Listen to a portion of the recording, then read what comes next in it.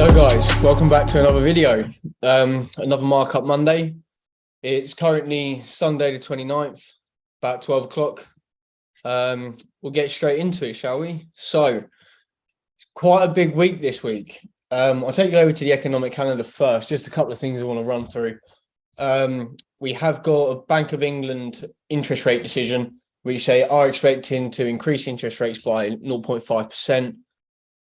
Which is one of the main things I'm looking out for, closely followed by non-farm payroll for the dollar, which is expected to come out lower than previous. So next week's quite a big week, in my opinion. We've got a few things lined up that we're looking at, but obviously the news is going to play a massive factor next week. So one of the first things I'm looking at is GJ. This has been on my radar for a little while. You could probably tell over the last couple of videos, I've been waiting for this breakout of this level at 162 roughly, to give us this push up to retrace this larger 4-hour push to the downside. I still feel like there's a lot of liquidity to pick up from this huge move down. You can see that the 78.6 lines up quite nicely in and around this 164, 164.50 region. So I am actually looking for the pound yen to find support in and around this area that we're at currently, to give us that push into 164. You can see that we had this nice drive out of 160. We had this inverse head and shoulders, we fibbed to the upside. We've had that retracement into the 78 region, into our golden zone. I've got an hourly level plotted in this region, which is respected nicely. Our 50 SMA is bullish. So it's nice to see price flip at this point and push higher next week. We're not currently in this position. This is just a markup I did with some of the lads on Friday afternoon. This is definitely something that's on my radar. Continuing with the pound, I would like to see pound dollar break out these highs. We've currently got a nice high weekly high region at around 1.24500. We've got a 4-hour level coming across from this base high over here, nicely through this range. And a little 4-hour liquidity zone I've got marked off, which has played out quite nicely so far. We had that break below, close back in, retest of the lows, had that push higher. So I'm just waiting to see these highs break in reality. What we can see is price is holding this 4-hour currently. So what would be nice if we can get another push down through Asia, and hopefully around pre-London session, we get a nice push out of this area. That would be ideal. Couple of other things I'm looking at is NAS. NAS has been playing out beautifully from my analysis I've been giving out over the last couple of videos. We were initially looking for the buys in and around this region. We missed them, had that initial push.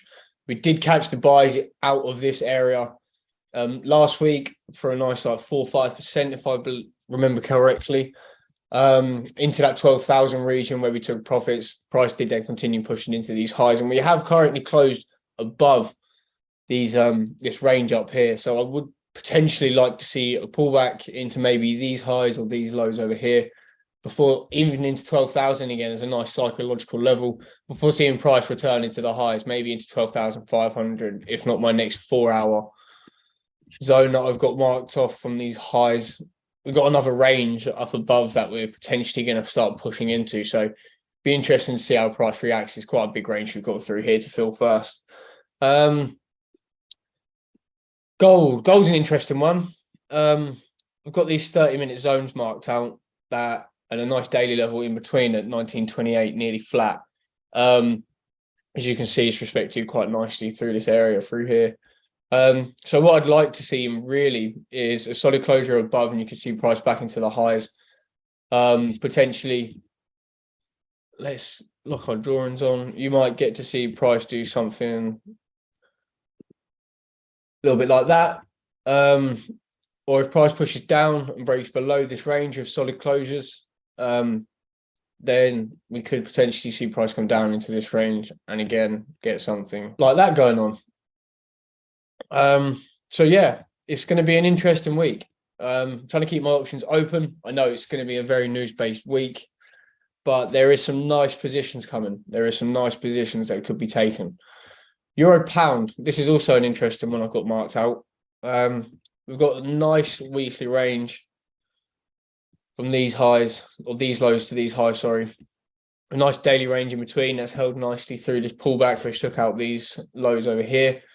Price then had this pullback into 78, and we're now currently trading below this 4-hour region I've got marked off. So this was just another position. We weren't in session, and I didn't feel comfortable taking this trade on a Friday afternoon. But this is definitely something I've got on my eye on. But yeah, that's kind of it. So we've got GJ buys, GU buys, potentially goes in a bit of a range, so it could go either way. Looking at euro pound shorts and potentially NAS buys as well.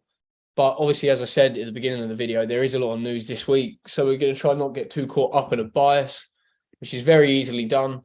But we'll have to see how it goes. The reason I've done this video on my own today is because it's actually Brandon's birthday. So we thought we'd give him the week off. It is Sunday afternoon. So we're going to start recording these videos on Sunday. They'll be going out Monday mornings or Monday evenings. Yeah, it's good to see. Markets have been a little bit choppy, but hopefully coming into the next month, things will start to settle down a little bit, or at least the markets will start to move a little bit cleaner. But we've got a few positions that we're looking at. So yeah, be an interesting week, and we'll see you guys in the next one. Make sure you like, comment, subscribe. We'll see you soon.